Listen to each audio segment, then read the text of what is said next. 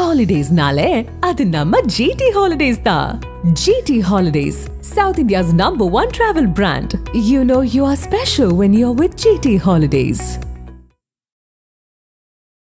ஆதவர்ஜுன் மேல எடுக்கப்பட்ட நடவடிக்கை சரியான நடவடிக்கை. கடைசி நடவடிக்கைன்னு சொல்றாங்க பாத்தீங்களா, ஒரு மென்மையான நடவடிக்கைன்றது இதுதான். ஏதோ இதையாவது எடுத்தாருன்னு சந்தோஷப்படணும். ஏன்னா அப்படி ஒரு ஆதிக்கம் இருந்துன்னு நினைக்கிறேன். இப்போ அந்த யாருடைய ஆதிக்கம்? ஆதவர்ஜுனோட ஆதிக்கம். கட்சிக்குள்ளார அதில் நிகழ்ச்சியில் வந்து பார்த்தீங்கன்னா அங்கே வந்து 2 பிரிவினரில் வந்து பார்த்தீங்கன்னா ஒரு பெரும் பகுதி கிட்டத்தட்ட ஒரு 60-70% வந்து கேட்டிங்கன்னா வந்து தாவை கலந்து வந்தாங்க. நீங்கள் பார்த்தாலே தெரியும், காட்சி ரசிகர்கள் தான். மீதி வந்தவங்க வந்து கேட்டிங்கன்னா வந்து ஆதவர்ஜுனாக வந்த விசிகாலேருந்து வந்த நபர்கள். விசிகாலேருந்து ஒரு குரூப் வச்சு நிச்சயமாக வந்தாங்க. நீங்கள் காணொலி எடுத்து பாருங்க தெரியும். விழாவுக்கே வராத ஒரு தலைவரை தேவையில்லாம நீங்க வந்து பார்த்தீங்கன்னா அவர் மனசு இங்கே தான் இருக்கும். இதெல்லாம் வந்து ஆதவர்ஜுனா பேசுனதே தவறுன்னு சொல்லும் போது அதிர்ச்சியா இருந்தது வந்து பார்த்தீங்கன்னா வந்து விஜய் பேசுனது. அப்படி அவங்களை சங்கடப்படுது. இதுதான் மெச்சூரிட்டி இல்லைங்கிறது. சின்ன பசங்க வேலையா இது? இந்த கூட்டத்தில் இந்த அம்பேத்கருடைய இந்த புத்தக வெளியிட்ட நிகழ்ச்சியில் வந்து அண்ணன் திருமா கலந்துக்காம விட்டது பின்னடைவு, அரசியல் பின்னடைவு தான் அவருக்கு. இது விஜய்க்கு முன்னடைவு. அதாவது விஜய்க்கு ஒரு பாசிட்டிவ். ஆமா, அட்வான்டேஜ் அவருக்கு. ஓகே, அந்த அட்வான்டேஜ் அவர் பயன்படுத்திக்கிறார். விஜய் பயன்படுத்திக்கிட்டார். ஆமா, பயன்படுத்திட்டார். இந்த வேங்கவேல் சம்பவம் நடந்த போதோ, அந்த நாங்குநேரி சம்பவம் நடந்த போதோ ஒரு அறிக்கையில ஒரு கண்டிச்சிருக்கிறாரா? இன்னைக்கு நீங்க வந்து காவல்துறை வந்து கண்டுபிடிச்ச மாதிரி தெரியலையே அப்படிலாம் நீங்க சொல்றீங்கல்ல. இன்னைக்கு கட்சி தொடங்கிட்டாரு சார், பேசணும்ல சார். அப்போ அரசியலுக்காக தானே பேசுறீங்க, ரைட்? முடிஞ்சு. இப்போ ஆதவர்ஜுனா யாருன்றது ராகுல் காந்திக்கு தெரியுமா? தெரியாது. வட இந்தியாவிலேருந்து யாராவது இங்கே இருக்கிற தலைவர்கிட்ட கேட்பாங்க, இவர் யாருன்னு கேட்டால் அப்போ சொல்லுங்க, மார்ட்டினோட மருமகன். அதுதான் அடையாளம். மார்ட்டின்ற வந்து ஒரு லாட்டரி, எல்லாரும் அதிபர் சொல்லுவாங்க, நான் பிரச்சனை ஆனாலும் பரவாயில்ல, ஒரு லாட்டரி கொள்ளைக்காரனுடைய ஒரு மருமகன், அவ்வளோதான். அந்த வந்து பார்த்தீங்கன்னா அந்த அடையாளத்தோடு இருக்கிற ஒருத்தர் வந்து பார்த்தீங்கன்னா இந்த பங்கேற்கக்கூடிய நிகழ்ச்சியில் நான் வரமாட்டேன்னு மறுக்கிறதுக்கு வாய்ப்பு இருக்கு. 200ன்றது இருமார்க்கோட சொல்றீங்க, மைனஸ் ஆகும். இல்ல சார், நீங்க அவர் வந்து மைனஸ் ஆகும் அப்படின்ற சார் சொல்றேன் சார். நான் சொல்ல சார், ஆக்குங்க சார், ஆக்குங்க. நான் சொல்றேன் உங்களுக்கு மைனஸ் ஆகும். எது மைனஸ் ஆகும் தெரியுங்களா? ஆமா, விஜய் சொல்றேன். இப்ப பாருங்க, ஆமா, ஆல்ரெடி நான் வந்து நாம் தமிழர் வந்து மைனஸ் ஆயிட்டாங்க உங்ககிட்ட இருந்து. இப்ப விசிகாவும் மைனஸ் ஆயிட்டாங்க. நீங்க தான் மைனஸ்ல நிக்க போறீங்க, தனியா நிக்க போறீங்க. அதன் தமிழர்களுக்கு வணக்கம். பல்வேறு துறைகளில் ஆக சிறந்த ஆளுமைகளை சந்தித்து நாம் நேர்காணல் எடுத்து வருகிறோம். அந்த வகையில் மீண்டும் நம்மோடு இணைந்திருக்கிறார் அரசியல் விமர்சகரும் பத்திரிகையாளருமான திரு சேகுவீரா ஜெய்சங்கர் அவர்கள். அவரிடம் கேட்பதற்கு நிறைய இருக்குன்னு வாருங்களோடமே கேட்போம். வணக்கம் சேகுவீரா சார். வணக்கம் சார். வணக்கம். எப்படி இருக்கீங்க? நலமா இருக்கு சார். ஆதவர்ஜுனா நீக்கப்பட்டிருக்கிறார் விடுதலை சிறுத்தைகள் கட்சியிலிருந்து. அதாவது சஸ்பெண்ட் செய்யப்பட்டிருக்கார். 6 மாத காலம் இடைநீக்கம். கடந்த 2-3 நாட்களாக இதுதான் பேசு பொருள். வருத்தமா சொல்லுங்க, சிரிச்சுக்கிட்டே சொல்றீங்க. சொல்லுங்க. நான் சிரிச்சுக்கிட்டே சொல்லிட்டுமா? சிரிச்சுக்கிட்டே சொல்றீங்க, அதனால சொன்னேன். வருத்தமா சொல்லுங்க. இல்ல, இந்த நிகழ்வு எல்லாருமே நடிச்சிட்டு இருக்காங்க. ஆனா நீங்க சொல்றது வந்து பாத்தீங்கன்னா உண்மையிலேயே சந்தோஷமா இருக்கா இல்ல வருத்தமா இருக்கா அப்படின்ற மாதிரி இருக்கு. இல்ல, ஆதவர்ஜுன் நானும் 2 முறை பேட்டி கேட்டேன். நல்லது, அவர் எனக்கு கொடுக்க மறுத்துட்டாரு. பட் இதையெல்லாம் பார்த்துட்டாவது கொடுக்கட்டும். அவரை பற்றி விவாதம், அதனால மகிழ்ச்சி தெரியுது. அவரு ஏதோ எனக்கு பேட்டி கொடுக்க விருப்பப்படல. அதையும் நான் அந்த பேட்டியில பதிவு பண்ணேன். பெரிய ஆள் இல்ல, அவங்க பெரிய ஆளா இருக்கும்போது ஒரு கட்சியோட துணை பொதுச் செயலாளர் இருக்காங்க. அதனால அந்த கட்சியே வந்து கைப்பற்றக்கூடிய அளவுக்கு அவர் மாறிட்டு வந்தாரு. அப்போ வந்து நம்ம மாதிரி சாதாரண ஒரு ஜேர்னலிஸ்ட் எல்லாம் கொடுக்க மாட்டாரு. இன்டர்நேஷனல் மீடியாஸ் யாராவது கேட்டாங்கன்னா அப்போ கொடுப்பாரு. நேஷனல் மீடியாவில் இன்டர்நேஷனல் மீடியா யாராவது கேட்டாங்கன்னா அப்போ கொடுப்பாரு. அவர் பேசிய அந்த ஸ்டேட்மெண்ட், தமிழ்நாட்டில் மன்னர் ஆட்சியை ஒழிக்கணும் அப்படின்லாம் சொல்லியிருந்தார். இன்றைக்கு நீக்கப்பட்டிருக்கார். உங்களுடைய பார்வையில் ஆதவர்ஜுனா நீக்கம் சரியா தவறா? முதல்ல மன்னராட்சின்னு சொன்னார் இல்லையா, அதுக்கு முதல்ல சொல்லிடுறேன். இங்கே எதுவுமே மக்களால் வாக்களிக்கப்பட்டு தேர்வு செய்யப்பட்ட எந்த ஆட்சியுமே மன்னராட்சின்னு சொல்லவே முடியாது. பாராளுமன்றத்தில் செங்கோல் வைக்கப்பட்ட உடனே சொன்னாங்கன்னு கேட்டால் இது வந்து மன்னராட்சியாக சொல்லி கேள்வி கேட்டவங்களாம் இருக்காங்க. அப்போ அவங்களுக்கு நான் சொல்கிறேன்னு கேட்டிங்கன்னா, நீங்கள் வந்து ஒரு பொது மேடையில் வந்து வால் வாங்குறீங்கள, வீர வால் சொல்லிட்டு, அதை வச்சு என்ன பண்ண போகிறீங்க? அதை வச்சு சவரம் கூட பண்ண முடியாது. அப்போ எதுக்காக அந்த வால்? எங்கே போக போகிறீங்க? போருக்காக எங்கேயும் போக முடியாது. ஸோ அது வந்து ஒரு காட்சி பொருளாக வைக்க முடியும். வெளியில் கொடுத்தா உருக்கி காசாக்க முடியும், அவ்வளோதான். அதை தாண்டி ஒன்றும் பண்ண முடியாது. அப்புறம் அப்புறம் நான் ஏதோ சொல்லிடுவேன், எதுக்காக நீங்கள் வீரவாள் வாங்கி ஈனு பல்ல காட்டுறீங்க? அப்போது இதெல்லாம் வந்து மன்னராட்சி குறியீடு தான். எல்லாருமே வாங்கியிருக்கிறாங்க. விசிகாலையும் வாங்கப்பட்டிருக்கு, வால் வாங்கப்பட்டிருக்கு. அப்போ இதெல்லாம் வந்து கேட்டினா வந்து ஒரு காட்சிக்காக வந்து செய்யக்கூடிய விஷயம். முடிச்சிடலாம். மன்னராட்சின்னு சொன்னது தவறு. வாக்களித்த மக்களை வந்து கொச்சைப்படுத்துறது. இல்ல அவரு வழி வழியா ஒரு குடும்பத்துல இருந்தே அப்படிலாம் சொல்ல முடியாது சார். வழி வரதா வழியா வரட்டும், எப்படி வேணா வரட்டும் சார். எல்லா கட்சியிலும் இங்க ஒண்ணு சொல்றேன் மாதேஷ் சார். நீங்க பாருங்க. நீங்களே உங்களோட அறிவுக்கு உட்படுத்தி பாருங்க. எல்லா கட்சியிலும் வாரிசுகள் இருக்கிறாங்களா இல்லையா? அதுல முன்னாடி இருந்தாங்க, பின்னாடி இருந்தாங்க, 2வது வரிசையில இருந்தாங்க, 3வது வரிசையில. இங்க எல்லாருமே நீத்து போன ஒரு சொல். இங்க வந்து வாரிசு அரசியல் தமிழ்நாட்டுல மிகப்பெரிய அளவுல பேசுனது உங்களுக்கு நல்லா தெரியும். வைகோ அவர்கள் தான் பேசுனாங்க. அவரே இன்னைக்கு அண்ணா அறிவாலயத்துல சுருண்டு படுத்துட்டு இருக்கிறாரு. நீங்க பார்க்குறீங்க. அவருடைய மகன் தான் அந்த கட்சிக்கே வந்து பார்த்தீங்கன்னா வந்து தற்கொலை புடைன்னு ஒண்ணு வச்சிருந்தாரு அவரு. திமுகல இருக்கும்போது. தற்கொலையில தான் முடிஞ்சது. கடைசியா அவர் மரணம் கூட கணேசன் அவருடைய மரணம் வந்து இன்னைக்கு அவர் வந்து கட்சியோட பொதுச் செயலரா இருக்காரு. ஸோ இங்க வாரிசு அரசியல் வந்து பேசுறவங்க எல்லாம் வந்து படுத்துட்டாங்க. மீண்டும் மீண்டும் நீத்து போன ஒரு சொல்லு கேட்டா நீங்க கருத்தியல் சொல்லுங்க. அதை விட்டுட்டு கேட்டா வந்து வழி வழியா வராங்க. நம்ம மக்களை சந்தித்து வாக்களிச்சு தான் வராங்க.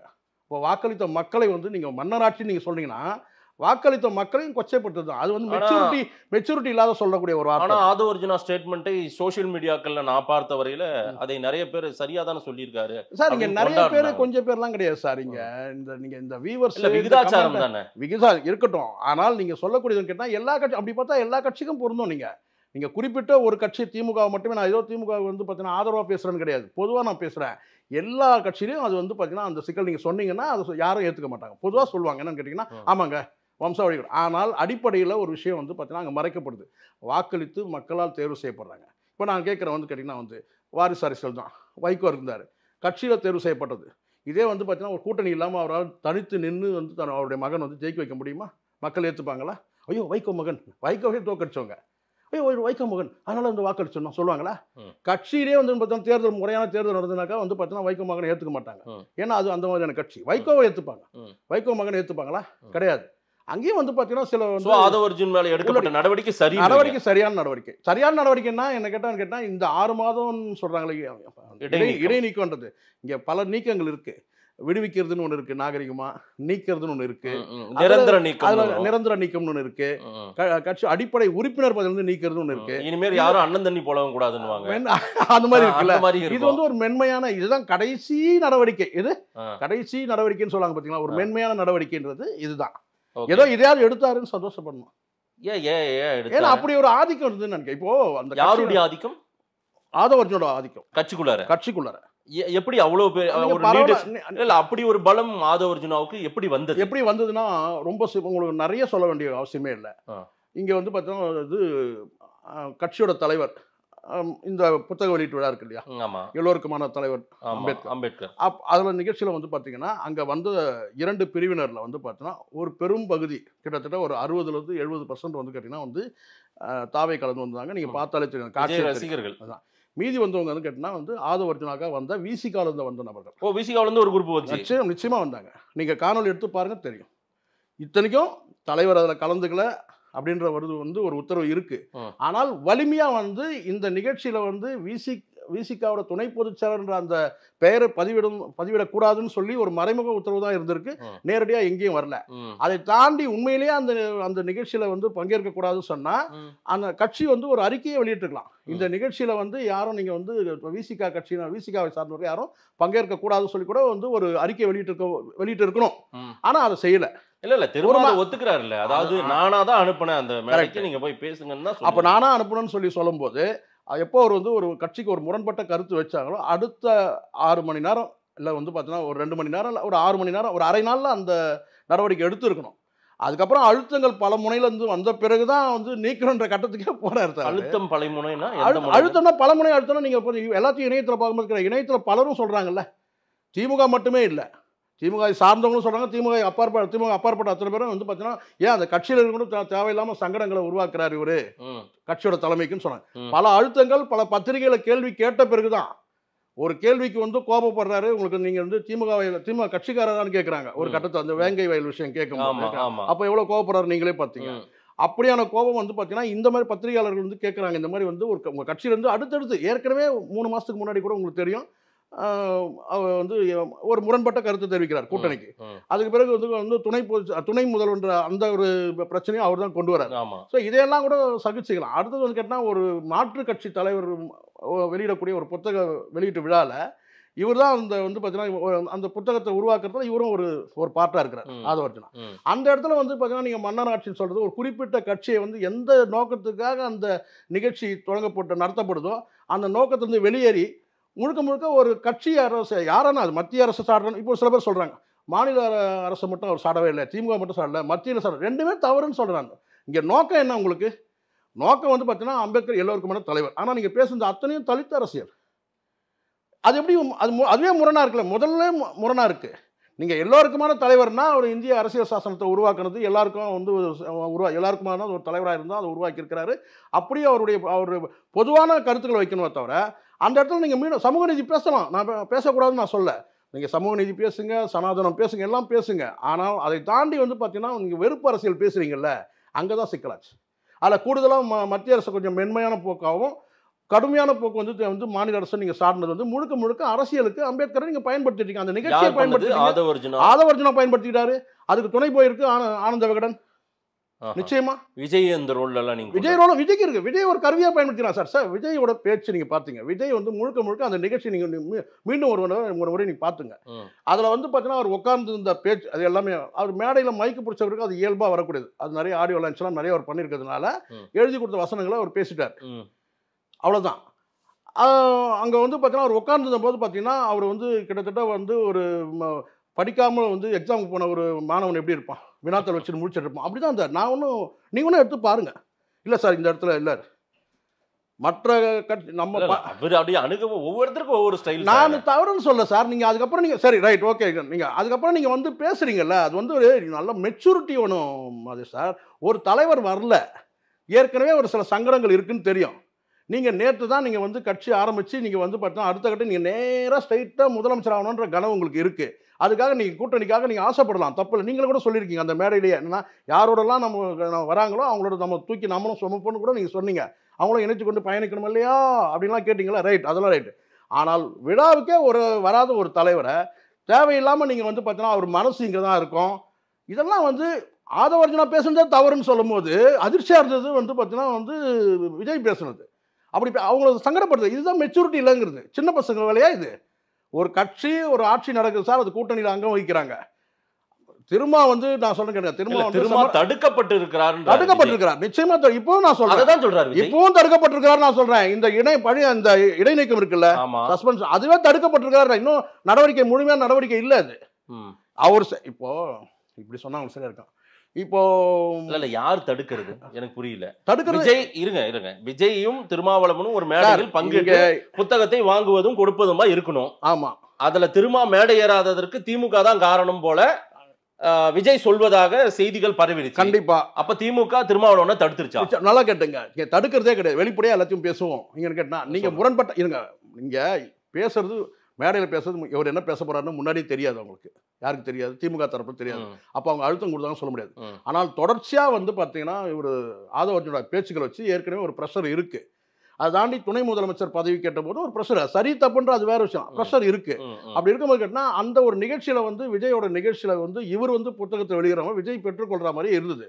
அப்போ அந்த இடத்துல வந்து ஒருவேளை அங்க விஜய் வந்து ஒரு முரண்பட்ட கருத்து அங்க பேசணும், தேவையற்ற சங்கடங்கள் ஏற்பட்டிருக்கும். ஆனால் அதை வந்து திருமாவர்கள் அவருடைய எண்ணப்படி தடுத்துக்கிட்டார். ஆனால் என்னுடைய தனிப்பட்ட கருத்தை நான் சொல்லிட்டேன்னா, அந்த நிகழ்ச்சிக்கு திரும்ப போயிருந்தாருன்னா அங்க வந்து திமுக அரசு செய்த சில என்ன சொன்ன இந்த வேங்கை வயல் இந்த மாதிரி விஷயங்கள் சொல்லும்போது அதுக்கு ஒரு கவுண்டர் ஏதாவது கொடுத்துருக்கலாம். அதை தாண்டி வந்து முட்டு கொடுக்க ஒரு வாய்ப்பு இருந்திருக்கும். அந்த முட்டு கொடுத்ததை தாண்டி திமுக வந்து கடந்த காலத்தில் சமூக நீதிக்காக செய்த பல விஷயங்களை அங்கே வந்து ஒரு எடுத்து வைக்க முடியும். அப்போது அங்கே திமுகவும் பதில் கொடுக்குற இடத்துல இல்லை, விசிகாவும் இல்லை.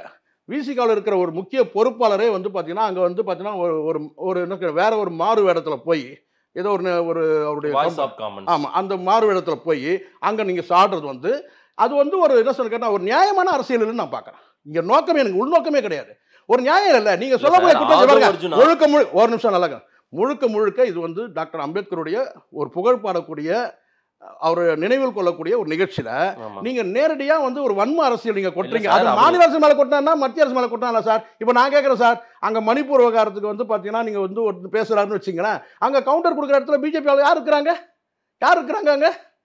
திமுக பத்தி கடுமையா சாடுறாங்க. கருத்து நியாயம் கிடையாது, பேசக்கூடிய இடம் தவறு. கருத்து நியாயம் கிடையாது.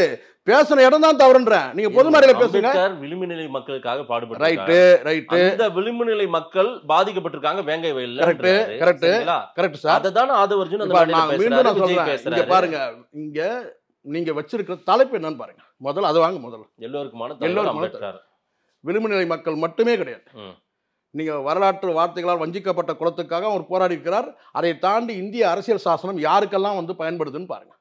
யாரெல்லாம் அதன் கீழ் வந்து பாதுகாப்பு, யாருக்கெல்லாம் பாதுகாப்பு தருது பாருங்க, யாருக்கெல்லாம் உரிமை பெற்று தருது பாருங்க. அதை விட்டுட்டு நீங்க வந்து ஒரு கருத்தியலை வைக்கும்போது ஒரு சார்பு நிலையா நீங்க எடுத்துக்கிட்டு நீங்க வந்து இப்போ வந்து வேங்க வயலையும் நாங்குநேரி விஷயத்தை மட்டும் செலக்டிவா நீங்க எடுத்து பேசுறீங்க. நீங்க மணிப்பூர் விஷயம் பேசலாம். பாதிக்கப்பட்டவர்கள் சார் அதுதான் சார். நான் இங்க சார் அம்பேத்கருடைய பேரன் பேத்திகள், அதனால அதை வந்து சொல்றாரு சார். Right, okay, right. நீங்க சொல்றதை எடுத்துக்கிறேன். ரொம்ப நீங்க ஜென்யூனா பேசுறதா இருக்கும். ரைட். அந்த மன்னராட்சி சொன்னது சொல்லுங்க. மக்களால் தேர்ந்தெடுக்கப்பட்டு தானே சார் வந்து வந்திருக்கிறாங்க. நீங்க அதுக்கு ஒரு தாண்டி ஒரு படி மேல நீங்க இப்படி கூட சொல்லிக்கலாம். சில பேர் இப்படி சமாளிக்கிறாங்க. சில பேர் இப்படி சார் அவர் துணை முதலமைச்சர் சொன்னார். அவர் முதலமைச்சர் தான் சொல்றாரு. இங்க 60 ஆண்டு காலம் இங்க கட்சி நடத்துறாங்க, 30 ஆண்டு காலம் ஆட்சி இருந்தாங்க, தண்ணி குடிச்சாங்க வந்து 10 ஆண்டு காலம் ஆட்சி இழந்துட்டு புரிஞ்சுக்க மாட்டேங்க. அவர் என்ன சொல்றாரு, 2026 மன்னராட்சி ஒழிக்கப்பட வேண்டும். நான் கேட்கறேன், மன்னராட்சி இல்லைங்கிறேன். மன்னராட்சி இங்க இல்லைன்ற நான். உங்க மாநாட்டில் வால் கொடுக்குறீங்கல்ல, வீர வால் கொடுக்குறீங்கல்ல திருமாவளவன்ட்ட, அந்த வாழை வச்சு என்ன பண்றாரு? போருக்கு எங்கேயாவது போறாரு அந்த வாழை வச்சுட்டு? மன்னராட்சி குறியீடு இல்லையா வீரவாள்? சொல்லுங்க சார். சும்மா இதெல்லாம் மேடைக்காக மெச்சூரிட்டிலாம் பேசுறேன். நான் மீண்டும் சொல்றேன், நீங்க பேசுறது அத்தனையும் அரசியல் மேடைக்கு பொருந்தும், இந்த விழாவுக்கு பொருந்தாது. இது வந்து பார்த்தீங்கன்னா அம்பேத்கர் எல்லோருக்கும் தவிர நீங்களே சொல்றீங்க. அப்புறம் நீங்களே எனக்கு ஒரு தலித்துன்ற ஒரு குறுகிய வட்டத்தில் தள்ளுறீங்க. இதான உண்மை? தப்பு சார். நியாயப்படுறீங்க வாங்க மதேஷ். தவறு. நீங்க வந்து அதை தாண்டி நீங்க இப்ப குறிப்பிட்டு நீங்க அரசியல்ல பயணிக்கக்கூடிய யாருமே ஒரு மேடையை பயன்படுத்தும் போது அப்படி கிடையாது. மேடையில சப்ஜெக்ட் விட்டு வெளியே போவே பாருங்க. இங்க பாருங்க கலைஞர் பாருங்க எல்லாரும் இருங்க நான் சொல்றேன். சினிமா இப்படி வாங்க. இருங்க ஒரு நிமிஷம், ஒரே ஒரு செகண்ட் எனக்கு கொஞ்சம் நேரம் ஒரு செகண்ட் இல்ல, இதை முடிச்சுட்டா தான் போவோம், இல்லைன்னா கடந்து போயிட்டோம்னா போயிடும். இப்போ கடந்த காலத்துல எல்லாருமே வந்து திருமண நிகழ்ச்சியோ இல்ல பொது நிகழ்ச்சியோ கலந்துக்கிறாங்கன்னு வச்சுக்கோங்க. தனிப்பட்ட நிகழ்ச்சியோ அல்லது பொது நிகழ்ச்சியோ கலந்துட்டாங்கன்னா அந்த விழா சம்பந்தமா வந்து பெரும்பகுதி எடுத்துப்பாங்க. நீங்க சொல்றது நான் ஒத்துக்கிறேன். குறிப்பிட்ட ஒரு அரசியல், இப்ப கலைஞர் கூட இருக்கிறாருன்னு கேட்டீங்கன்னா, அங்க ஒரு திருமண நிகழ்ச்சிக்கே போனாருன்னா அந்த நிகழ்ச்சியை தாண்டி சில நேரங்கள்ல அரசியலுக்கும் போயிடும். அவர் சொல்லுவாரு, திருமண வீடுகள்ல அரசியல் தான் நடக்குது சார், திருமண மேடையே அரசியல் மேடையா மாத்திருக்காங்க. அதுதான் நான் சொல்றேன், அது தவறுன்னு தான் நான் சொல்றேன். யார் செய்தாலும் தவறு. ஒரு திருமண நிகழ்ச்சி இருக்குன்னாக்கா அங்க புதியவர்கள் செஞ்சுட்டாங்க. அதுதான் புதியவர்கள் சொல்லாதீங்க, மெச்சூரிட்டி எல்லாம் சின்ன பசங்க பண்ணிட்டாங்கன்னு சொல்லுங்க. யாரு ஆதவர்ஜுனும் மெச்சூரிட்டி? ஆமா, மெச்சூரிட்டி கிடையாது பண்ணாங்க. நிச்சயமா சார். நீங்க நியாயம் சொல்லுங்க. ஒரு தலைவர் ஏற்கனவே அங்க சங்கடப்பட்டு இருக்கிறாரு, குழப்பத்தில் இருக்கிறாரு. என்னன்னா இப்படி உங்களையும் கழட்டி விட முடியல, ஒரு பக்கம் வந்து பார்த்தீங்கன்னா கூட்டணிக்கு தர்மத்துக்கு நீங்க எதிராக பேசுறீங்கன்ற மாதிரி ஒரு போக்கு இருக்கு. அப்படி இருக்கும்போது அவர் இன்னைக்கு ஒரு நாள் கிடையாது. கடந்த காலத்தில் அவர் அப்படி வந்து ஒரு பதவிக்கு ஆசைப்படுறவராக இருந்தால் கேட்டால், இதே பிஜேபிக்கு ஆதரவாக செயல்பட்டு கூட அவர் வந்து பார்த்தீங்கன்னா ஒரு மத்திய அமைச்சர் பதவி எடுத்து கடந்த கால வரலாறு, ஒவ்வொரு அரசியல் கட்சி தலைவருக்கும் ஒரு வரலாறு இருக்குது. திருமாவுக்கு ஒரு நீண்ட வரலாறு இருக்குது, ஒரு சமரசமற்ற தலைவர். அதை தாண்டி இன்னொன்று கூட ஒரு படி மேலே சொல்லுவாங்க கேட்டால், அவர் வந்து பார்த்தீங்கன்னா சனாதனத்தை எதிர்த்து வந்து ஒரு குரல் கொடுக்கக்கூடியவர். இப்படியான ஒரு அடையாளம் இருக்கிற மனிதரை வந்து நீங்கள் ஏதாவது ஒரு குறுகிய வட்டத்தில் வந்து கேட்டால், நீங்கள் கூட்டணியிலேருந்து நீங்கள் விலகி வரனா கூட கட்சி கூட்டத்தில் நீங்கள் சொல்லுங்கள், நாம் துணை முதலமைச்சர் பதவி அடையணும், இந்த திமுகவோட நம்ம பயணிச்சோம்னா நமக்கு அந்த இலக்கு என்ன, நீங்கள் கட்சி கூட்டத்தில் சொல்லக்கூடியதுன்னு ஒன்று இருக்குது சார். அதாண்டி பொது மேடையில் பொதுக்கூட்டத்தில் சொல்கிறதுன்னு ஒரு விஷயம் இருக்குது. அதுக்கப்புறம் தான் நீங்கள் இந்த மாதிரி விழாவில் வந்து நீங்கள் இதில் திருமாவர்களே வந்து கலந்துக்கிறாருன்னு வச்சுங்க, திருமாவர்கள் வந்து பங்கேற்கிறாரு அப்படின்னு சொன்னால், அவர் அங்கே வந்து இப்போ நீங்கள் வந்து இதே வந்து வாய்ஸ் ஆஃப் காமன்ற பேரில் வந்து அந்த முகமூடியோட ஆதவர்ஜுனா வந்து பேசினா அங்கே அவர் கவுண்டர் கொடுப்பார். அங்க பதில் கொடுக்கறதுக்கு ஆளே கிடையாது போது சார், இது வந்து பட்டவர், இது வந்து இன்னும் சொல்ல போனா இது வந்து முழுக்க ஜனநாயகத்துக்கு எதிரானது. அங்க பதில் கொடுக்கறதுக்கு ஆள் இல்லாத போது நீங்க அங்க ஒரு குற்றச்சாட்டை நீங்க வைக்கிறீங்கன்னு சொன்னா அது எப்படி நியாயமா இருக்கும்? திமுகவும் இல்ல, விசிகாவும் இல்ல, பிஜேபியும் இல்ல. நீங்க இஷ்டத்துக்கு உங்க அந்த மேடையை நீங்க ஆக்கிரமிச்சிருக்கலாம். முதல்ல ஆனந்தவிடம் செய்தது தவறு. முதல்ல என்ன கேட்டா ஒரு நியாயமா நடந்துக்கணும். நீங்க வந்து உங்களை திட்டுறதுக்குன்னா நீங்க ஆனந்தவிடன் ஒரு பொது மேடை அமைச்சு கொடுக்கட்டும். ஒரு எல்லாராலும் நேசிக்கக்கூடிய ஒரு தலைவர் சொல்லிட்டு நீங்க கொண்டு வந்து கேட்டா நீங்க வன்ம அரசியலை கொட்டுறீங்க. நடந்துதா இல்லையா? அதை தாண்டி வந்து பார்த்தீங்கன்னா இல்லாத ஒருத்தரை பேசுறது அநாகரிகம். ஏன் நான் வந்து சின்ன பசங்க சொல்றேன் மெச்சூரிட்டி இல்லைன்னா, ஒரு தலைவர் பங்கேற்கல சார், அவர் நீங்க எங்க இருந்தாலும் அவர் மனசு இங்கதான் இருக்குன்னு சொல்லிட்டு வந்து ஒரு இன்னொரு கட்சியோட தலைவர் சொல்றது நாகரிகமா? அது நான் கேட்கிறேன், நீங்க அழைப்பு கொடுத்தீங்களா அவருக்கு? சார் கொண்டு போய் சேர்க்கணும்னு நினைக்கிறாங்க சார், அவ்வளவு. இது கடந்த காலத்துல இது மாதிரிலாம் வந்து நிறைய அரசியல் பார்த்துருக்கிறோம். இதெல்லாம் தவறான அரசியல். இது எனக்கிட்ட ஆதவர்ஜனா சொன்னதே தவறு, அதுக்கே கட்சி நடவடிக்கை எடுத்திருக்கணும். அதுக்கப்புறம் இன்னொரு கட்சியோட தலைவர் வந்து நீங்க வந்து பார்த்தா இதுக்கு முன்னாடி ஏதாவது உங்களோட சேர்ந்து ஒரு மேடையில் நீங்க இருந்திருக்கிறீங்களா, இல்ல ஏதாவது வந்து பார்த்தா உங்களுக்குள்ள ஏதாவது கூட்டணி பேரங்கள் ஏதாவது பேசியிருக்கீங்களா? நீங்க நேற்று தான் கட்சி தொடங்குனீங்க. அவர் 30 வருஷமா வாழ்க்கையை தொலைச்சிட்டு கட்சி நடத்துற ஒரு மனிதர். அவரை கொண்டு வந்து நீங்க தேவையில்லாம ஒரு சங்கடங்களை ஏற்படுத்தக்கூடாது. நான் இப்பவும் சொல்றேன், இந்த கூட்டத்தில் இந்த அம்பேத்கருடைய அந்த இந்த புத்தக வெளியிட்ட நிகழ்ச்சியில வந்து அண்ணன் திருமா கலந்துக்காம விட்டது பின்னடைவு, அரசியல் பின்னடைவு தான் அவருக்கு. ஆனால் அதையும் கூட அவர் சகிச்சுட்டு இருக்கிறாருன்னா அதுக்கு சில அரசியல் நிர்பந்தங்கள் இருக்கு. நீங்களே சொல்றீங்க கலந்துகிட்டு இருந்தா கான்வர்சேஷனே மாறி இருக்கும் சார், மாறி இருக்கும். இவருக்கு வந்து ஒரு நான் தான் ஏற்கனவே பதிவு பண்ணேன், இது விஜய்க்கு முன்னடைவு, விஜய்க்கு முன்னடைவு. அதாவது விஜய்க்கு ஒரு பாசிட்டிவ், ஆமா அட்வான்டேஜ் அவருக்கு. ஓகே, அந்த அட்வான்டேஜ் அவர் பயன்படுத்திக்கிறார். ஓ விஜய் பயன்படுத்திக்கிட்டாரு. ஆமா பயன்படுத்திட்டார் சார். இன்னும் சொல்ற ஒருபடி, ஓ அதாவது திருமாவுக்கு பின்னாடி நிகழ்ச்சியோட இல்ல நிகழ்ச்சியோட முதல் இல்ல ஃபர்ஸ்ட் டிசைன் என்ன தெரியுமா? ஃபர்ஸ்ட் டிசைன் சொல்லுங்க. முதலமைச்சரே அதுல பங்கேற்கிறதா இருந்தது. முதலமைச்சர் ராகுல் காந்தி முதலமைச்சர் அது வந்து பாத்தீங்கன்னா எல்லா தலைவர்களுமே வந்து அதுதான் கரெக்ட். அதுதான் எல்லோருக்குமான தலைவர்னா எல்லா கட்சி தலைவர்களும் அதை வந்து அங்க பங்கேற்கணும்ன்றது தான் அது ஒரு பிரம்மாண்டமான நிகழ்வா இருந்திருக்கும். ஆனால் அது வந்து பாத்தீங்கன்னா முதலமைச்சர் பங்கேற்கல. அதுக்கு அடுத்த கட்டமா அரசியலுக்காக சில பேரை வந்து விலகுனாங்க. இப்போ அந்த புத்தகத்தை வெளியிடுறதே வந்து பாத்தீங்கன்னா திருமா தான் வெளியிட போறாரு கடைசியா முடிவெடுத்தாங்க. திருமா அவர்களும் வரல நமக்கு, அந்த புத்தகத்தை வெளியிட்டு விஜய் பெற்றுக்கொள்ற மாதிரி இருக்கு. ஆமா, ஆனா அந்த புத்தகத்தை வந்து பாத்தீங்கன்னா வந்து விஜய் வந்து வெளியிடுற மாதிரி ஒரு சூழல் ஆயிடுச்சு. அதை நீதியரசர் பெற்றுக்கொள்ற மாதிரி ஆயிடுச்சு. எப்படி சூழ்நிலை மாறிடுச்சு. நான் இங்க விஜய் குறைச்சி மதிப்பிடல. ஆனா ஒரு விஷயம் நான் சொல்றேன், நீங்க இதுக்கு முன்னாடி நாங்குநேரி பேசுறீங்க, அரசியலுக்காக பேசுறதுக்கு மனசாட்சியோடு நம்ம பேசுவோம். நாங்குநேரி சம்பவம், வேங்கவேல் சம்பவம், இந்த சம்பவத்தப்போ அந்த சம்பவத்துக்கு நீங்கள் ஸ்பாட்டுக்கு ஏதாவது போயிருக்கீங்களா? அது சம்மந்தமாக கண்டனங்கள் ஏதாவது தெரிவிச்சிருக்கீங்களா? ஏதாவது அந்த மக்களுக்கு ஆறுதல் சொல்லியிருக்கீங்களா? அந்த நாங்குநேரில் அந்த வெட்டுப்பட்ட அந்த மாணவனுக்கு வந்து நீங்கள் உங்களுடைய நிகழ்ச்சியில் நீங்கள் கூப்பிட்டு பரிசீலனை கொடுத்தீங்கன்னா அது காமன். அந்த நிகழ்ச்சி எல்லாருக்குமானது. எல்லா மற்ற மாணவர்களையும் அழைச்சிங்க, அந்த மாணவனும் அழைச்சிங்க. இந்த நிகழ்ச்சியில நாங்குநேரி சம்பவத்துக்கு ஆட்பட்டவர்களையோ வேங்கைவேல் சம்பவத்துக்கு ஆட்பட்டவர்களையோ அழைத்து வந்து விஜய் கையில புத்தகம் கொடுக்கறதோ சால்வை அணிவிக்கிறதோ இதை வந்து நிகழ்ச்சி ஏற்பாட்டாளர்கள் பண்ணிப்பாங்க. விஜய் அழைச்சிட்டு வர இல்ல நான் சொல்றது இங்க, நான் சொல்றது கிடையாது. இங்க இந்த நிகழ்ச்சியில் சொல்ல, இந்த நாங்குநேரியில் வெட்டுப்பட்ட அந்த மாணவனை இதுக்கு முன்னாடி இவருடைய 2 நிகழ்ச்சி நடத்தினாரு, அதுல பண்ணிருக்காரு. நான் அதை சொல்லல. இந்த வேங்கவேல் சம்பவம் நடந்த போதோ அந்த நாங்குநேரி சம்பவம் நடந்த போதோ ஒரு அறிக்கையில ஒரு கண்டிச்சிருக்கிறாரா? இன்னைக்கு நீங்க வந்து காவல்துறை வந்து கண்டுபிடிச்ச மாதிரி தெரியலையே அப்படிலாம் நீங்க சொல்றீங்கல்ல. இன்னைக்கு கட்சி தொடங்கிட்டாரு சார், பேசணும்ல சார். அப்போ அரசியலுக்காக தானே பேசுறீங்க, ரைட்? முடிஞ்சிச்சு, முடிச்சிங்க, முடிஞ்சிச்சு. இன்னைக்கு அரசியல் கட்சி தொடங்கி இருக்கிறாரு, அரசியலுக்காக பேசுறாரு. அப்போ 30 ஆண்டு காலம் அரசியல் வந்து இங்கே ஆளுங்கட்சியாக இருந்து 60 ஆண்டு காலம் ஒரு இயக்கத்தை நடத்திட்டு வராங்கல்ல, அப்போ அவங்க வந்து இது சம்மந்தமாக பேசக்கூடாதா? நீங்கள் சொல்லுங்கள்.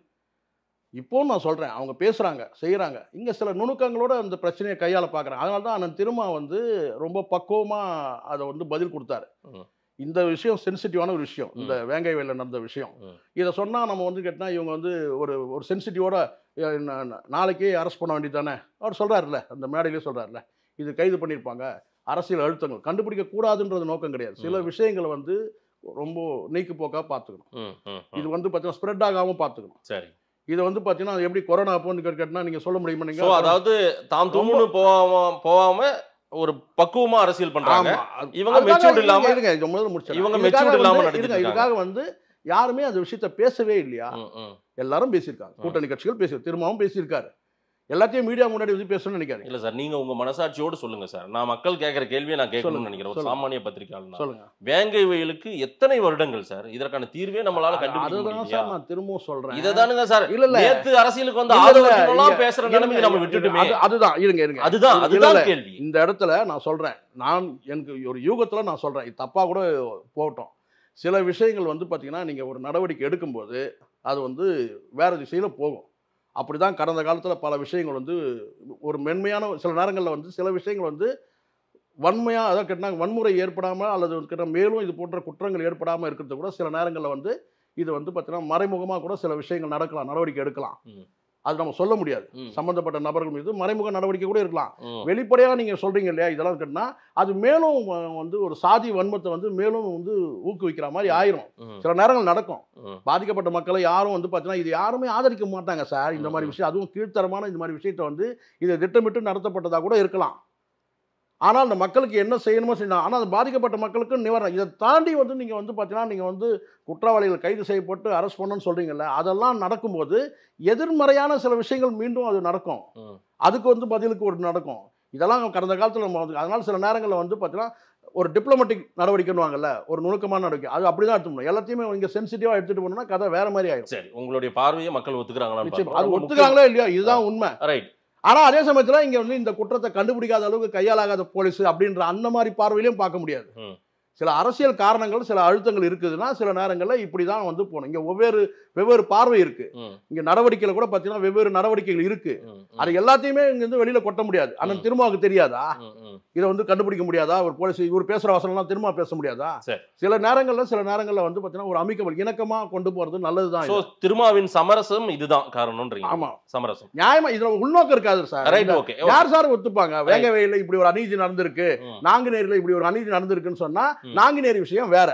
அதை வந்து கைது செய்யறாங்க, அது வந்து நடவடிக்கை எடுக்கிறாங்க. ஆனா வேங்கவேல் விஷயம் வந்து பாத்தீங்கன்னா முழுக்க கொஞ்சம் ஒரு டிப்ளமேட்டிக்கா அணுக வேண்டிய ஒரு விஷயம் சொல்ல வரேன். இன்னொரு முக்கியமான விஷயம், இது அறிவுள்ளவங்களுக்கு புரியும் நான் சொல்றது.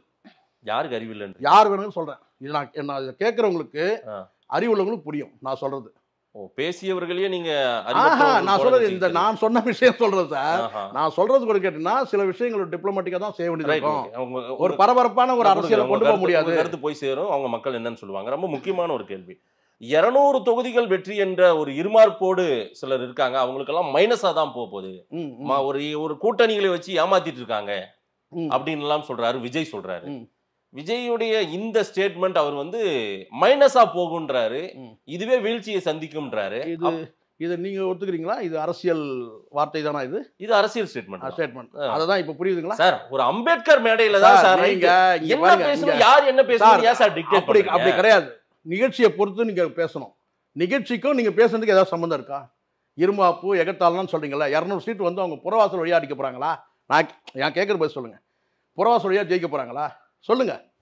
மக்களை சந்திச்சு சார் 30 ஆண்டு காலம் ஆட்சியில் இருக்காங்க, 60 ஆண்டு காலம் வந்து இயக்க அரசியல் நடத்தி இருக்கிறாங்க. 60-70 ஆண்டு காலம் அவர் எக்ஸ்போஸ் பண்றாரு சார். இருமாப்பு நீங்க எப்படி சொல்லுவீங்க? இருமாப்புன்னு எப்படி சொல்லுவீங்க? இப்படி நம்ம சொல்ல முடியுமா? நேற்று தான் கட்சி தொடங்குனீங்க, ஸ்ட்ரைட்டா பனையூர்ல வந்து பார்த்தீங்கன்னா அப்படியே கோட்டைக்கு போய் உட்கார போறேன்னு ஆசைப்படுறீங்க. இது திமிர்த்தனமான அரசியல் சொல்லலாமா? சொல்லுங்க. ஜனநாயகத்தில் எல்லாருக்கும் ஒரு வாய்ப்பு இருக்கு மாதேஷ். அவர் வந்து முதலமைச்சர் அவர் ஸ்டேட்மெண்ட் சொல்றாரு. இல்ல விஜயனுடைய பேச்சை மட்டுமல்ல சார், விஜயனுடைய அரசியல் நடவடிக்கைகளை பாரும்போது ஒரு புத்தக வெளியீட்டு விழா அம்பேத்கருக்கு வெளியிடுறாங்க. அதுல ஒரு 70% ஆட்கள் முழுக்க விஜய் ஆட்கள் வந்து உட்கார்றாங்க. இப்ப புரியுதுங்களா? இப்பயாவது ஒத்துக்கோங்க, அது அரசியல் ஹிஸ்டரி. கடந்த காலம் இப்போ உங்களுக்கு நான் சொல்றேன். அவரு ஒரு நிமிஷம் இல்ல அவர் அரசியலுக்கு என்னென்ன தேவையோ அதெல்லாம் பண்ணிட்டு இருக்காங்க. இங்க பாருங்க, ஒரு நிமிஷம் நான் சொல்றேன். கரெக்ட், நீங்க சொல்ற கரெக்ட். முதல்ல ஒரு விஷயம் போடுங்க. கடந்த கால புத்தக வெளியீட்டு விழா நீங்க எடுத்து பாருங்க. இதெல்லாம் நீங்கள் போயிருப்பீங்க, இல்லை நான் போயிருப்பேன். விஜய் போயிருப்பாரா? அங்கே முழுக்க வந்து பார்த்தீங்கன்னா கட்சியினர் வந்து துண்டுகளோடு அமர்ந்திருந்ததே ஒரு பெரிய அடையாளம். முழுக்க தாவேகா கட்சி சார்பாகவே வெளியிடுற மாதிரி அந்த புத்தகம் இருந்தது. அப்படி தான் இருந்தது. கலைஞர் அவர்கள் எழுதி வெளியிட்ட புத்தகங்களுக்கெல்லாம் நீங்கள் விழாக்கெல்லாம் நீங்கள் இப்போ குரலோவியம் வெளியிட்ட போதெல்லாம் நீங்கள் பார்த்துருப்பீங்க. அங்கே இந்த மாதிரி துண்டெல்லாம் நீங்கள் வந்து அதெல்லாம் அதுக்கெல்லாம் அப்போல்லாம் இவர் எங்கே இருந்திருப்பார்? எங்கேயாவது இவர் வந்து பார்த்தீங்கன்னா சினிமா ஷூட்டிங்கில் இருந்திருப்பார். கலைஞர் குரலோவியம் நான் சொல்றேன். முதல்ல பாருங்க சார், விழா ஏற்பாடு பண்றவங்களுக்கு ஒரு பார்வை இருக்கலாம், சரிங்களா? நாம இவரை கூப்பிட்டோம் வரலன்ட்டாரு, அவங்கள கூப்பிட்டோம் வரலன்ட்டாரு. அதெல்லாம் அவங்களுக்கு ஒரு விழா நடத்தும் போது ஒரு அசிங்கம் அவமானமா நினைப்பாங்க அவங்க. நாம ஒரு புத்தக வெளியீட்டு விழாவில் வந்து இவங்க வர மாட்டாங்க. ஏன் வரல? அவர் ஏன் வரமாட்டேங்கிறாரு? ஆதவர்ஜுனா வாய்ஸ் ஆஃப் காமன் இணைஞ்சலாம். இதே ஆனந்தவடன் மட்டுமே வந்து புத்தகத்தை வெளியிட்டாங்கன்னா எல்லாரும் வருவாங்க. ஏன்னா நீண்ட கால ஒரு வரலாறு இருக்கு ஆனந்தவடனுக்கு. பத்திரிகை உலகத்தில் நீண்ட வரலாறு இருக்கு. கடந்த காலத்தில் வந்து எவ்வளோ கார்பரேட் சிறை சென்ற அனுபவங்கள்லாம் இருக்கு அதில் இருக்க ஆசிரியர்களுக்கு. அவங்களாம் அதை கடந்து தான் வந்து பார்த்தீங்கன்னா அது நட்புறவோட தான் இருந்தாங்க. ஒரு இந்த வாய்ஸ் ஆஃப் காமன்ற அந்த முதலாளியும் அந்த அந்த புத்தகத்துக்கு முதல் போட்ட முதலாளி யாருன்னு கேட்டிங்கன்னா அது வந்து ஆதவர்ஜுனா. அப்போ அந்த முதலாளி ஈடுபட்டு யார் வந்து பார்க்கும்போது அங்கே வந்து தெரியுது. இப்போ ஆதவர்ஜுனா யாருன்றது ராகுல் காந்திக்கு தெரியுமா? தெரியாது. வட இந்தியாவிலேருந்து யாராவது இங்கே இருக்கிற தலைவர்கிட்ட கேட்பாங்க, இவர் யாருன்னு கேட்டால் அப்போ சொல்லுங்க மார்ட்டினோட மருமகன். அதுதான் அடையாளம். ஆதவர்ஜுனாக்கு அடையாளம் என்ன சார்? மார்ட்டின்ற வந்து ஒரு லாட்டரி, எல்லாரும் அதிபர் சொல்லுவாங்க, நான் பிரச்சனை ஆனாலும் பரவாயில்ல, ஒரு லாட்டரி கொள்ளைக்காரனுடைய ஒரு மருமகன், அவ்வளோதான். இதை வந்து ஒரு அடையாளமாக வந்து பார்த்தீங்கன்னா இந்த அதிபர் கிதிபர்லாம் எனக்கு சொன்னால் பிடிக்காது. லாட்டரியில் கொள்ளையடித்த ஒரு நபர், அவ்வளோதான். அந்த வந்து பார்த்தீங்கன்னா அந்த அடையாளத்தோடு இருக்கிற ஒருத்தர் வந்து பார்த்தீங்கன்னா இந்த பங்கேற்கக்கூடிய நிகழ்ச்சியில் நான் வரமாட்டேன்னு மறுக்கிறதுக்கு வாய்ப்பு இருக்குது. ஒரு திரைமறைவில் வந்து ஒரு நபரை ஏற்றுப்பாங்க. இந்த சமீபத்தில் ஒரு படம் பார்த்துருப்பீங்க நீங்கள், புஷ்பா 2ன்னு ஒரு படம் வந்து அதில் ஒரு ஃபோட்டோ எடுக்கணும்னு சொல்லிட்டு அவங்க மனைவி சொல்லுவாங்க, முதலமைச்சர் கூட வந்து ஃபோட்டோ எடுத்துகிட்டு வான்னு சொல்லுவாங்க அவங்க மனைவி. அப்போ ஃபோட்டோ எடுக்கும்போது அவர் சொல்லுவார், அந்த ஒரு வார்த்தை தான் ஆதவ அர்ஜுனுக்கு பொருத்தமாக இருக்கும். அப்போ என்ன கேட்டினா, நீ ஒரு கடத்தல்காரன், உங்க கூட சேர்ந்து ஃபோட்டோலாம் எடுக்க முடியாது, நட்புறவு இருக்குது வேற, ஒரு திரைமறைவுக்கு இருக்குது வேற, ஒரு ஸ்க்ரீனில் கொண்டு வர முடியாது, நீ வந்து மாலெல்லாம் வந்து சால்வெல்லாம் போட்டு ஃபோட்டோலாம் எடுக்க முடியாது, நீ வந்து ஒரு கடத்தல்காரன்னு சொல்லுவாங்க. அந்த மாதிரி தான் என்னதான் நீங்கள் வந்து என்ன சோப்பு போட்டு, நீங்கள் சந்திரிகா சோப்பு போட்டு குளிச்சாலும் சரி, நீங்கள் ஹமாம் போட்டு குளிச்சாலும் சரி, எப்படி இருந்தாலும் அந்த அடையாளம் வந்து ஒரு லாட்டரி கொள்ளைக்காரனின் மருமகன். அந்த நிகழ்ச்சி முடிச்சிடறேன். அதில் வந்து பார்த்தீங்கன்னா நான் வந்து பங்கேற்க மாட்டேன், பலரும் வந்து கைவிரிச்சிடலாம், அது ஒரு அவமானமா ஏற்பட்டிருக்கலாம் அது அந்த ஆனந்த விகடனுக்கு. அதனாலேயே அவங்க என்னன்னு கேட்டீங்கன்னா வந்து ஒரு வன்மத்தை கொட்டுற மாதிரியான நிகழ்ச்சியை அனுமதிச்சிருக்க கூடாதுன்றது என்னுடைய பார்வை. நீங்க நான் கேட்ட கேள்வியை மறந்துட்டு மற்ற விஷயங்களுக்கே வந்துட்டீங்க. 200ன்றது இருமார்ப்போடு சொல்றீங்க, மைனஸ் ஆகும். இல்ல சார், நீங்க அவர் வந்து மைனஸ் ஆகும் அப்படின்ற சொல்றாங்க சார். நான் சொல்ல சார், ஆக்குங்க சார், நீங்க ஆக்குங்க, நான் சொல்றேன் உங்களுக்கு மைனஸ் ஆகும். எது மைனஸ் ஆகும் தெரியுங்களா? விஜய் சொல்றேன். ஆமா, விஜய் சொல்றேன். ஆமா, ஆல்ரெடி நான் வந்து நாம் தமிழர் வந்து மைனஸ் ஆயிட்டாங்க உங்ககிட்ட இருந்து, இப்போ விசிகாவும் மைனஸ் ஆயிட்டாங்க. நீங்க தான் மைனஸ்ல நிக்க போறீங்க, தனியா நிக்க போறீங்க, அதான் நடக்க போகுது. நான் சொல்றேன் சார், பொறுமை, நிதானம். எங்க நிதானமா இருக்கணும், அங்க எங்க வேகமா இருக்கணும். அங்க வெள்ளத்துல பாதிக்கப்பட்டிருக்காங்க, அங்க உங்களுடைய வேகத்தை காட்டி மக்கள் கிட்ட நீங்க வந்து ஒரு நல்ல பேர் எடுத்துருக்கணும். இருக்கிற ஒரு ஏற்கனவே வந்து போட்டோ ஷூட்ல நடந்துகிட்ட அந்த நபர்களே கூட்டு வந்து நீங்க வந்து அங்க ஷூட்டிங்ல நிக்க வச்சு, அவரு போட்டோ ஷூட் வேணான்னு தான் போலாரு. நீங்க போட்டோ ஷூட் வேணான்றீங்க, ஆதாரத்தை காட்டணுமா? ஏற்கனவே இவர் வந்து பார்த்தீங்கன்னா கொடுத்த அந்த நபருக்கு தான் வந்து இந்த நிகழ்ச்சியிலும் கொடுத்துருக்காரு, ஆதாரம் வேணா காட்டுறேன். அதே ஒரு 300 பேர் சார். அவரு தெருவுக்கு போய் போட்டோ ஷூட் நடத்தணும்னு எனக்கு அவசியம் இல்லை. முழங்கால் தண்ணியில் நின்றுக்கிட்டு போட்டோ ஷூட் நடத்த நான் விரும்பலன்னு சார். நான் இதெல்லாம் அப்போ விஜயகாந்த் நீங்க கொச்சப்படுத்தீங்களா, எம்ஜிஆரை கொச்சப்படுத்தீங்களா, கலைஞரை கொச்சப்படுத்துறீங்களா?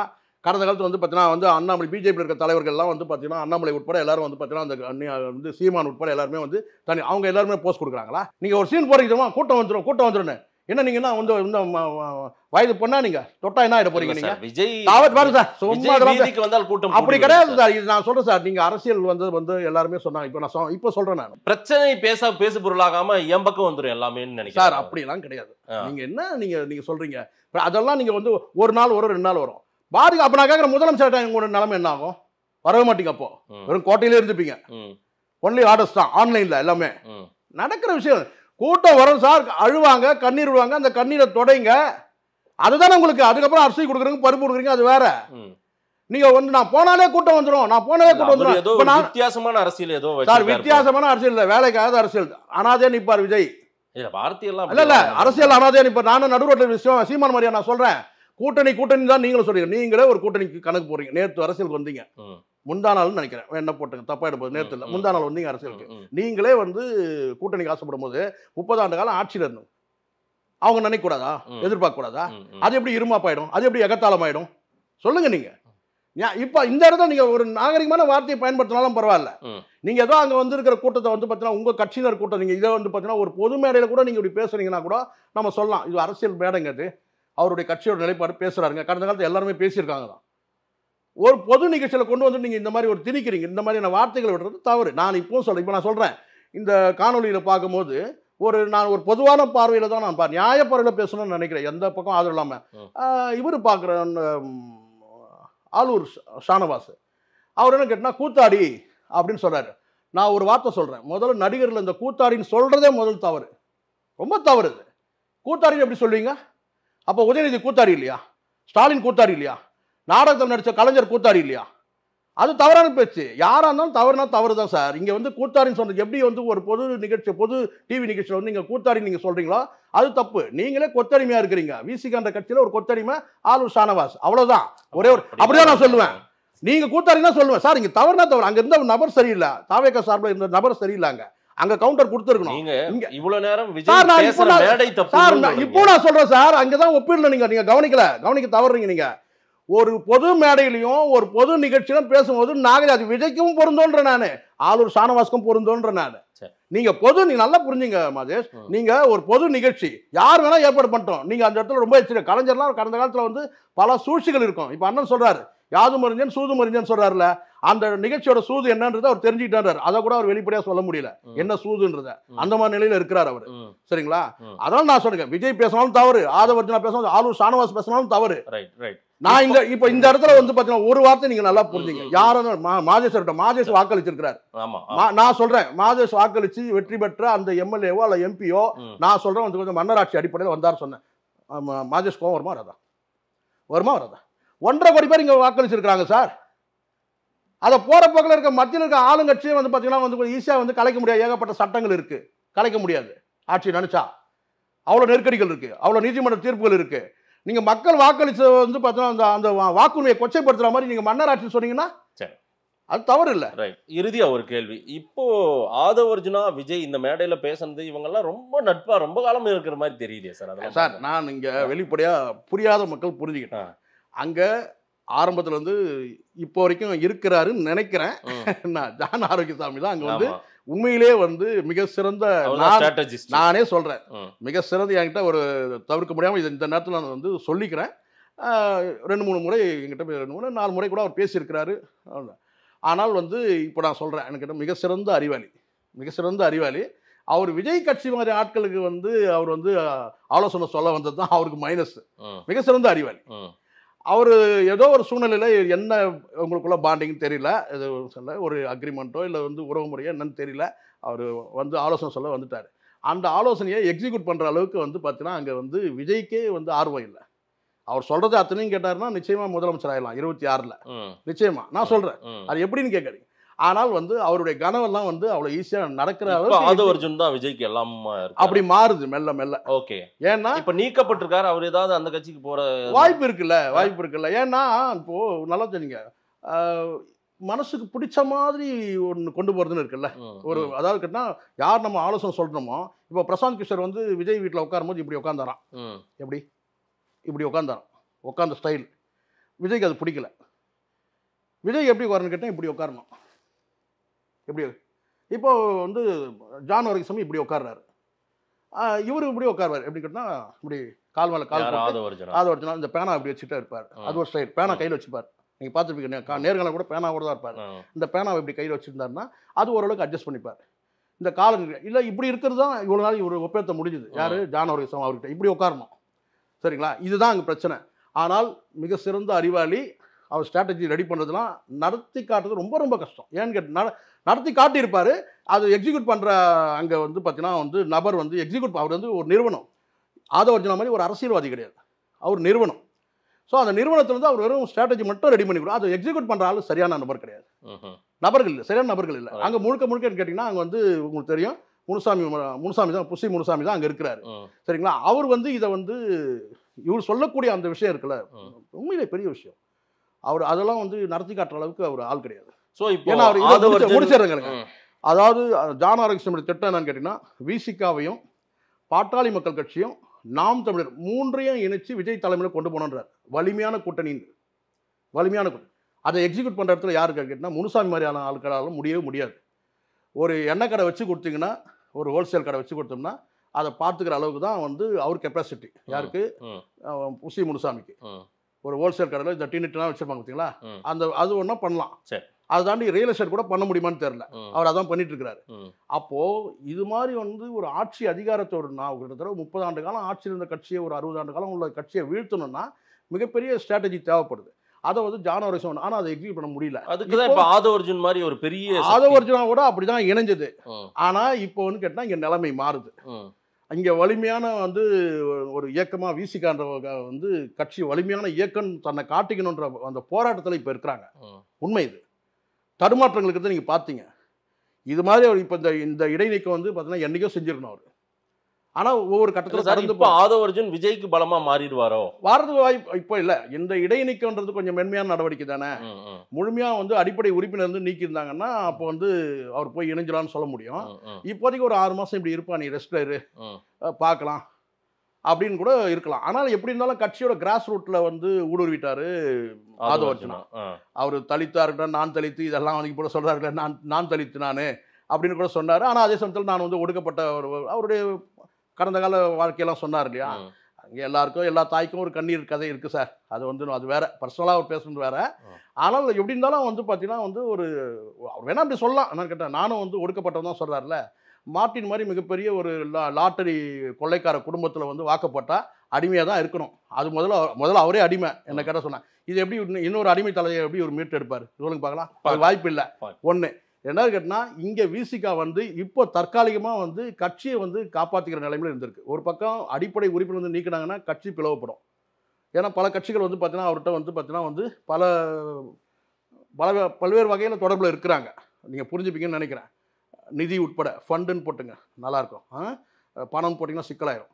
நிதி ஃபண்டு அப்படி கொஞ்சம் நெருக்கத்தில் இருக்கிறாங்க. அதெல்லாம் கட்சியோட கிராஸ் ரூட் வரைக்கும் வந்து பார்த்தீங்கன்னா பிளவுபடுறதுக்கான வாய்ப்பு இருக்குது. ஆனால் திரும்ப வந்து அவர் மீது உள்ள வந்து அந்த பாசத்தில் வந்து தொண்டரில் கட்டி போட்டு கட்சியை காப்பாற்றுற நிலைமையில் இருக்குது. அதை தாண்டி அதுக்கு அடுத்து தான் கூட்டணி. இப்போதைக்கு கட்சியை காப்பாற்ற நீக்கி கட்சியை காப்பாற்றி ஆமாம் அடிப்படை உறுப்பினர் நீக்கினா கட்சி பாதிக்கப்படும்.